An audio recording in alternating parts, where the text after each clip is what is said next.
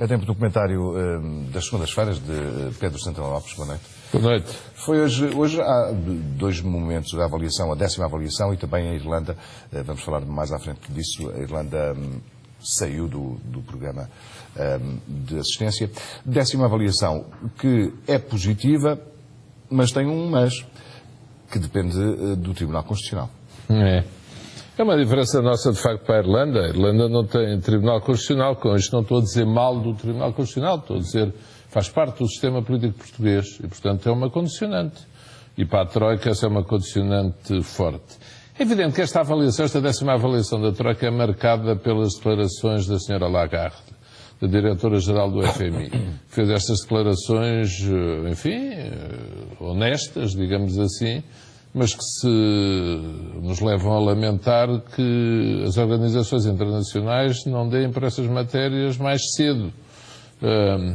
Você fala aqui com muita gente, todas as semanas tem mais que fazer do que lembrar-se daquilo que eu digo muitas vezes, mas eu passo a vida a dizer, até por causa da Comissão Europeia, não por causa de Durão Barroso e dos outros que lá estão, eles passam a vida a falhar nas previsões, a falhar nas medidas e depois procuram castigar os Estados-membros. Mas o que é interessante muitas vezes não acreditemos tanto neles. O que é interessante?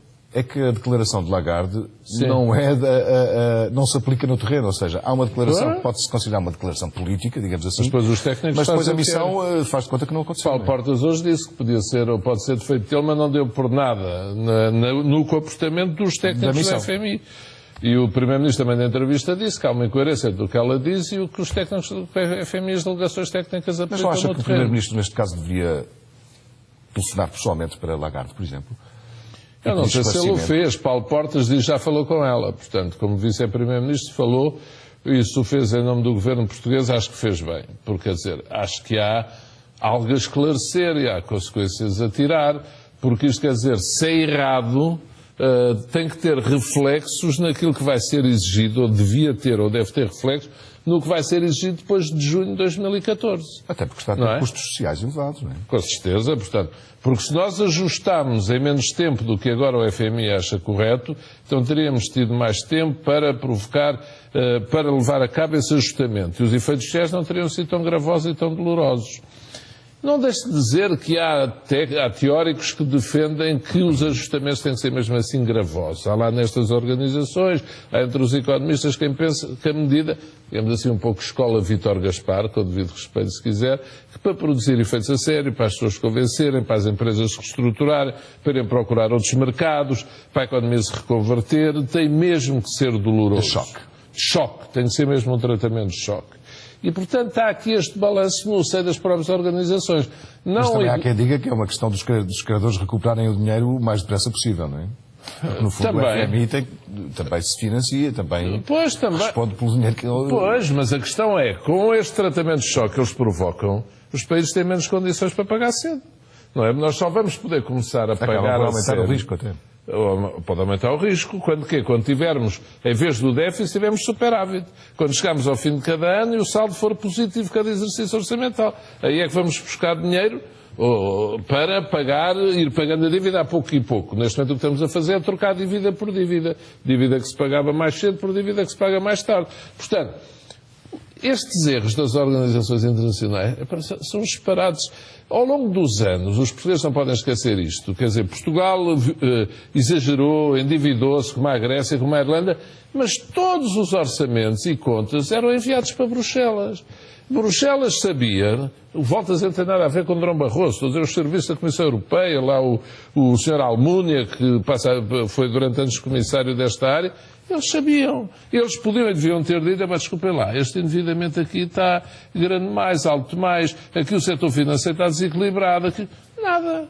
Não disseram nada. Eu vi, quando chefiei o governo em Portugal, foi para lá o orçamento, eles disseram muito bem. Entrou os José e disse, não está nada bem, o déficit está mal. Foi o Sr. Almunia dizer, não, afinal está mal.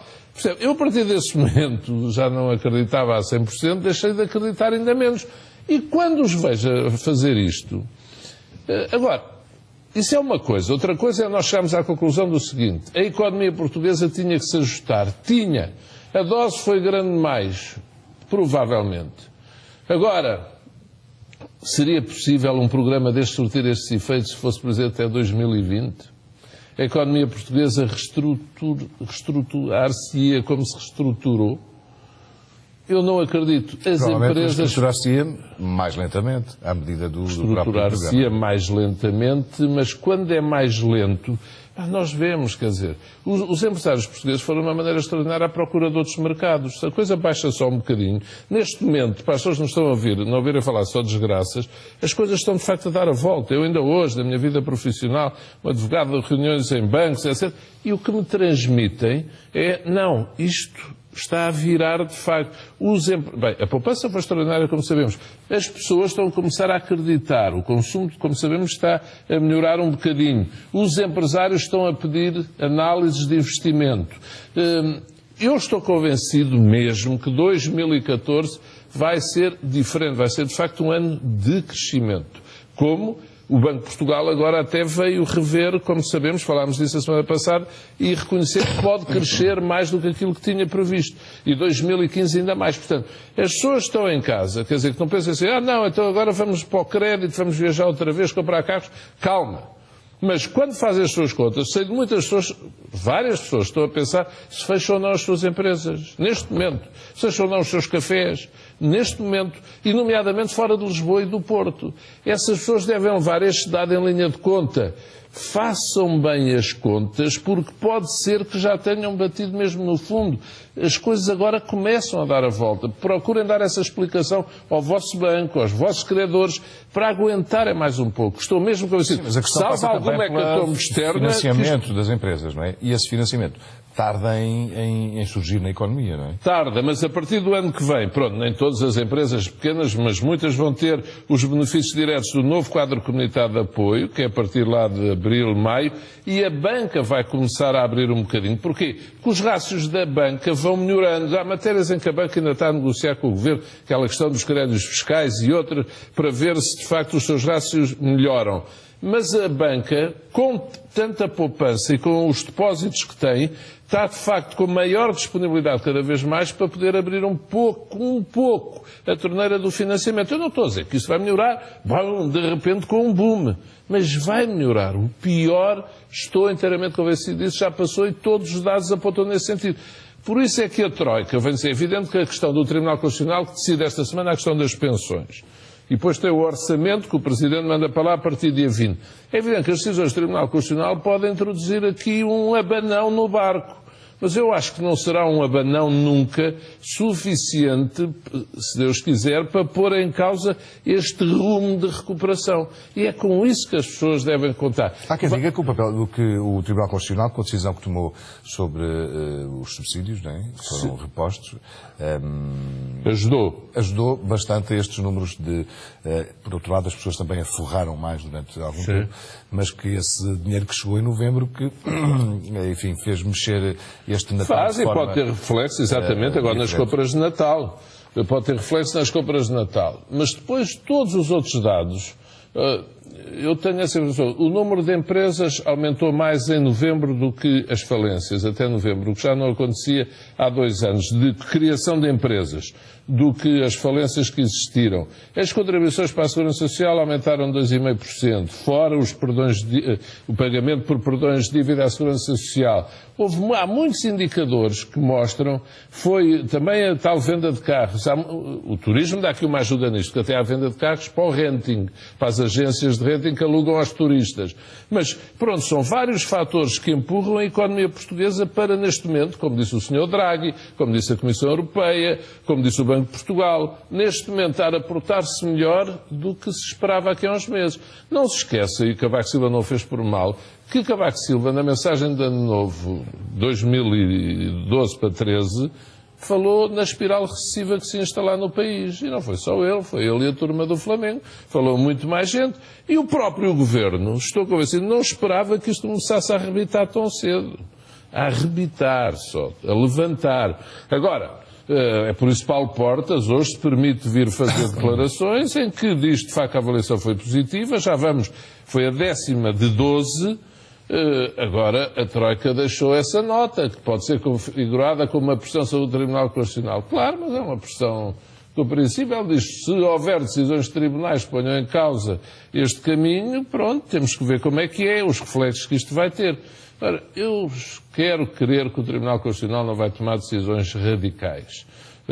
O Tribunal Constitucional tem estado a munir-se de tanto quanto pode para compreender as razões que o Governo lhe tem apresentado, o Governo e a maioria, para evitar decisões radicais. Estou convencido disso. Não acredito que dê luz verde a tudo, mas também não acredito que haja um chumbo grande às medidas do Governo e às medidas da maioria parlamentar. Embora haja aqui duas questões distintas, a convergência das pensões e as normas, depois as outras que estão no orçamento. Vamos ver, esta semana já vamos ter um indicador forte. Mas o rumo está traçado. E eu ainda vi um jornalista conhecido, Manuel Carvalho, faz hoje um artigo no Público ontem, sobre o Paulo Conselho. Ele diz, se a economia continua com os indicadores que está a ter, ele diz, ainda vamos ter umas eleições de 2015 surpreendentes. Lembra-se que eu disse aqui a semana passada, depois o Correio da Manhã até pôs esse destaque no dia seguinte, que eu apostava, 9 de dezembro de 2013, que Passos Coelho podia ainda ganhar as eleições se estes indicadores económicos continuarem com a mesma subida. E que não é, o que hoje em dia parece quase impossível. Mas ele, na entrevista que deu esta semana na televisão, ele fala de facto já contra a segurança. Mas, enfim, não há nada pior que basófias. E, portanto, uma coisa é um bocadinho mais de tranquilidade. Mas eu acho que basófias, no caso dele, pode existir noutros. Nele acho que não. Sim, mas deixou claro nesta entrevista à TVI, deixou claro primeiro que quer ser candidato nas próximas eleições de 2015. Sim. Essa questão também com o Rui Rio abordou a questão com alguma tranquilidade e voltou a insistir que houve um erro na primeira fase, ou seja... No déficit? No déficit, sim. Sim, aí parece que houve um engano dele, não é? Porque em abril, e o José Sócrates ontem veio insistir nesse ponto, que em abril já sabia que o déficit seria superior, 2010, a 9%. E o Primeiro-Ministro disse que o memorando não estava bem calibrado, que ainda não havia bem a certeza do déficit. Pronto, aí parece de facto que houve um engano da sua parte. O memorando podia não estar bem calibrado, mas não seria por essa razão. Mas enfim, todos os Primeiros-Ministros se enganam, também têm direito, ele normalmente leva a lição bastante. Aí acontece a todos. Pareceu Pedro Passos Coelho mais bem preparado, como alguns disseram? Eu acho que quanto mais o tempo passa, mais se nota isso, e acho que isso é compreensível. Ele estuda, o Primeiro-Ministro é muito mais um eremita do que as pessoas, não sei, se calhar julgam. Nas poucas vezes, eu não sou daqueles que arma a seu íntimo, não, nas poucas vezes fui a São Bento, desde que ele é Primeiro-Ministro, Pedro Passos Coelho, noto muito esse ambiente, quer dizer, ele vive muito isolado, ele estuda, ouve, mas ele lê muito, estuda muito, toma as suas decisões tão sozinho quanto consegue, tem prós e tem contras. Agora, eu acho que ele não deixa o seu trabalho nas mãos de ninguém, que ele é aplicado, se quiser, Ou seja, a minha avó dizia, temos que ser briosos, temos que ter brio. Eu acho que ele hoje em dia conhece os dossiês com tranquilidade, como não importa reconhecer, José Sócrates já conhecia muito melhor ao fim de 2 anos, acontece com qualquer um, é natural, é compreensível, acho que ninguém o acusa hoje em dia, diz assim, o senhor não sabe nada disto, o senhor diz coisas sem lógica, o senhor... Pronto, pode ter um engano, como teve aquele, mas é um engano factual, não é uma coisa de conhecimento, de ciência, de sabedoria, da sua função de Primeiro-Ministro. É um erro cronológico, de facto, uma razão para achar que o memorando com a Troika estava bem feito ou mal feito. Não, essa razão, de facto, parece que não era, mas, de resto, ele está muito bem preparado na generalidade das matérias e tem as ideias arrumadas. Há uma, permita-me sublinhar, para mim é muito importante. Nós podemos repor os salários à medida que crescer a produtividade. Para mim, esta é a grande pecha deste Governo e da generalidade dos governos. Nunca terem elevado esta questão da produtividade à questão principal do país. Nós temos uma produtividade baixa, cerca de metade da média, estou a falar da produtividade europeia. Enquanto não subirmos essa produtividade, não temos mais riqueza para distribuir. E, portanto, quando se ganha competitividade é porque os salários, está bem, baixam também, diminui os custos do trabalho, mas também ganha competitividade se produzir mais por cada hora. E, portanto, aqui é que nós estamos muito fracos na nossa capacidade a esse nível. E, portanto, quando o Primeiro-Ministro diz que se aumentar a produtividade 2 a 3% ao ano, se o nosso crescimento e se aumentar, de facto, a produtividade em termos razoáveis, nós podemos voltar a repor o poder de compra. Hoje também há uma declaração na conferência de imprensa, onde estava Maria Luís Albuquerque e Paulo Portas, sobre o salário mínimo e ficou a ideia de que o Governo quer renegociar com os sindicatos o aumento do salário mínimo quando sair a Troika e que não quer assentar o crescimento do país ou da economia em salários baixos. Uma declaração que contraria, de algum modo, aquilo que a Troika, a missão da Troika, digamos assim, é melhor agora especificar, a missão da Troika tem dito, não é? Sim, aí não há uma coincidência. E, aliás, viu-se, tem havido aqui o próprio representante do FMI sentiu necessidade outro dia de fazer declarações. Os jornalistas nem estavam à espera, a esclarecer que ele não queria que baixassem os salários no privado, não é? Portanto, mas depois, nas negociações, são intransigentes em matéria de salário mínimo. Mas eu acho que é nítido que o Governo, quer dizer, nesta fase final da Troika, temos aqui dois níveis. Passos Coelho descolou, de facto, não se preocupa em estar 100% coincidente com a Troika. 2, Paulo Portas quer aparecer como o campeão da partida da Troika. Está a ver? Pronto, com a história do relógio. Ele quer dizer, já só faltam 6 meses, só faltam 7 meses, só faltam 5 meses. Paulo Portas, de facto, com a sua sabedoria, de uma certa maneira... Parece o relógio 10 para 98, não é? Sim, o relógio 10 para 98, um grande... pronto, é uma ideia engraçada, é um Fediver, faz-me lembrar a história do Penta, quando ele apareceu na Noite das Altares, 5 câmaras do CDS, é o Penta. Agora pôs o relógio no Congresso da Juventude Popular. Acho que é uma ideia engraçada, mas o que é que Paulo Portas tenta com isto? Tapar à esquerda o monopólio do anti-Troika, ou seja, estamos fartos da Troika, já falta pouco para a Troika ir embora. Ele, que é vice-primeiro-ministro do governo com a Troika, encarregue das negociações com a Troika. Enfim, a política de Passos Coelho, nesse aspecto, pronto, é mais contido, não está no feitio dele, não vale a pena. Cada um, e Passos Coelho não faz esses números, que eu acho que é um número que não tem mal nenhum, é engraçado e até é mobilizador, as pessoas de facto querem, porque a Troika vai embora. E a questão que levanta do salário mínimo é importante porque, veja a Irlanda saiu a Troika e agora está a apresentar um plano estratégico até 2020. O governo português, com programa cautelar ou sem programa cautelar, vai ter que fazer, e fazer com o PS, um programa para os próximos 5 anos. Vai ter que fazer, porque nós não podemos agora, se a Troika for embora, mesmo que só haja um programa cautelar, ou seja, termos ali um dinheirinho guardado para as emergências, dizer assim, não, e agora isto é... Podemos navegar à vontade, vamos para onde queremos, não há rochas no mar, não temos risco de bater em nenhum iceberg. Não podemos vir à Titanic depois da Troika ir embora. Portanto, temos que ter o mapa das nossas rotas, as cartas bem presentes sempre, e essa questão do salário mínimo, eu julgo sincero um pouco já nessa linha do Governo mobilizar os parceiros sociais para esse acordo pós-Troika, porque o Governo está a seguir muito essa estratégia. Puxar António José Seguro, acho eu, através do exemplo do diálogo com os parceiros sociais. E, portanto, para Seguro também não é fácil ficar sozinho quando tem o GT a falar bem com o Governo. E o Governo, julgo que está a seguir muito essa linha tático-estratégica. Agora que falamos de António José Seguro, não temos falado de António José Seguro aqui há umas semanas, é curioso. É verdade.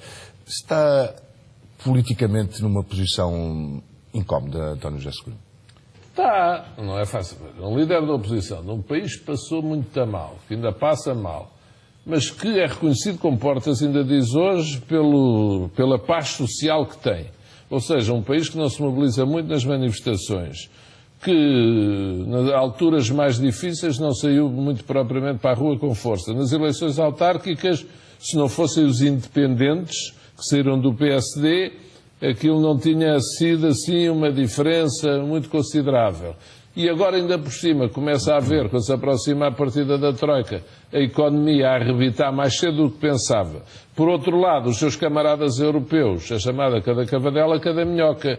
Por cada um que vem e que se pensa, aí vem o que vai bater o pé à senhora Merkel em matéria política europeia, o senhor Hollande, mesmo que vamos aí à procura dele, não o encontramos, se dissermos para virmos bater o pé à senhora. Os do SPD disseram política europeia, a mesma. Ministro das Finanças, quem com o SPD? O Sr. Schäuble, o mesmo que estava no governo CDU-CSU sozinho. Portanto, para António José Seguro, de facto. Depois tem lá dentro aqueles amigos, aqueles camaradas fantásticos, que lhe fazem a vida um sossego, não é? Mário Soares, José Sócrates e Companhia Limitada. Quer dizer, não pode haver um líder da oposição com vida mais difícil do que António José Seguro. Agora... E ainda tem Mário Soares a pegar na bandeira da esquerda. Não é? Sim, Mário Soares tem um homem com quase 90 anos, fez 89 dia 7 de dezembro, e parabéns, e conto muitos e bons, como que vai às manifestações de estaleiros navais de Viana do Castelo ali perante uma multidão e é aplaudido quase como um líder da oposição. Portanto, para António José Seguro ser um líder responsável, ele tem que andar a falar com o Primeiro-Ministro agora sobre o IRC, que a economia do país precisa de investimento, fez tudo para parecer de facto, para... Ele não sabia, ele fez a esparregata. De um lado estava a fazer quase um acordo, do outro lado estava a dizer aos camaradas que nunca haveria acordo. Portanto, ele deve andar cheio de dores musculares, tudo, que as esparregatas são constantes. Agora, estas privações que ele passa podem lhe dar estofo e podem compensar mais tarde, se as coisas também não correrem bem ao governo e à maioria. Porque ele também está a ser um resistente. Há aqui dois resistentes ao fim e ao cabo.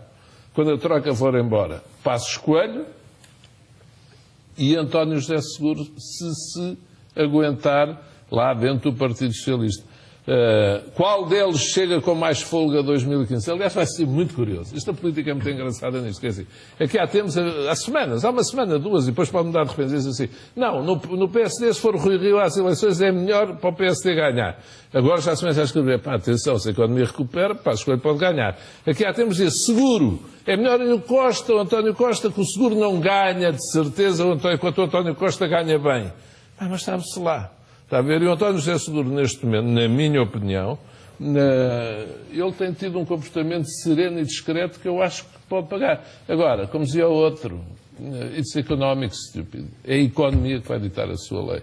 Se a economia estiver a crescer, estiver a recuperar, se as pessoas acharem que Passos Coelho fez o país atravessar a tormenta, a tempestade toda, tirou o país da tormenta e depois passa a navegar em mar calmo, mesmo com um bocadinho ondulado, e disseram assim, viram, foi-se embora à troca, isto está a melhorar, há mais investimento, os empregos já não baixam. Foi duro, mas cá estou. É muito complicado para António José Seguro. E mesmo para António Costa, apesar de António Costa ter, de facto, uma popularidade muito grande. Em Espanha passa-se um bocado a mesma coisa. Veja agora isto, Mariano Rajoy. Rajoy, a Espanha está a recuperar, quer dizer, Rajoy aqui há semanas estava tudo a atirar-lhe, era tiros, parecia aqueles bonecos que passam nas feiras, passam a tudo a ver quem é, só leva tiros e cai. Agora, serenou e Espanha apresenta indicadores positivos e, portanto, a economia em grande parte, não só, mas a economia em grande parte vai ditar o resultado das eleições. E neste momento, no final do ano 2013, os ventos sopram, e os que se prevêem, sopram a favor da maioria. Mas falta muito tempo, isto muda muito, pode haver um grande erro do governo, pode haver uma zanga, o governo ruir por dentro, mas neste momento eu acho que eles estão ligados. Eles estão de mão dada e já não largam a mão do outro, vamos ver se até 2015, mas até lá perto. Bom, vamos caminhando para o final do nosso tempo. Eles, Passos Coelho e Portas. Sim.